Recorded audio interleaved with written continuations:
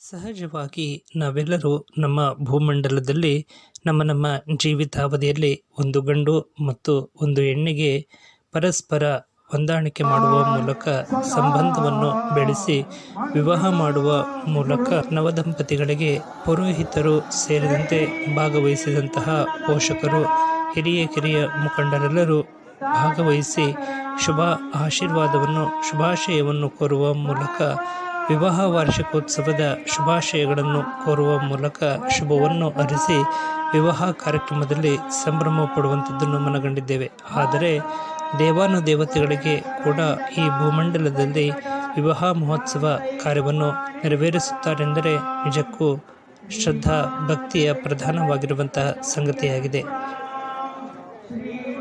ಸುಕ್ಷೇತ್ರ ಪಂಡರಾಪುರದಲ್ಲಿ ಭಕ್ತ ಬಾಂಧವರೆಲ್ಲರೂ ಸಂಘಟಿತರಾಗಿ ಶ್ರೀ ವಿಠ್ಠಲ ರುಕ್ಮಿಣಿ ದೇವರ ಪದಾಧಿಕಾರಿಗಳು ಪ್ರಮುಖರಾದಿಯಾಗಿ ಪಾಲ್ಗೊಂಡು ಶ್ರೀ ವಿಠ್ಠಲ ರುಕ್ಮಾಯಿ ದೇವರ ವಿವಾಹ ಮಹೋತ್ಸವ ಮಾಘ ಶುದ್ಧ ಪಂಚಮಿಯ ದಿನದಂದು ಶ್ರದ್ಧಾಭಕ್ತಿಯಿಂದ ಆಚರಣೆ ಮಾಡಿದ್ದು ಹೀಗೆ. ವಿವಾಹ ಕಾರ್ಯವನ್ನು ಆಚರಣೆ ಮಾಡಿರುವಂಥದ್ದು ಈ ರೀತಿಯಾಗಿದೆ. ತಾವೆಲ್ಲರೂ ಈ ಸಂದೇಶವನ್ನು ಶ್ರದ್ಧೆಯಿಂದ ಆಲಿಸಿ ದರ್ಶನ ಮಾಡುವ ಮೂಲಕ ಕೃತಾರ್ಥರಾಗಬೇಕಾಗಿ ತಮ್ಮೆಲ್ಲರಲ್ಲಿ ಕೋರುತ್ತಾ ಈ ಸೇವೆಯನ್ನು ಮುಂದುವರಿಸುತ್ತಿದ್ದೇವೆ.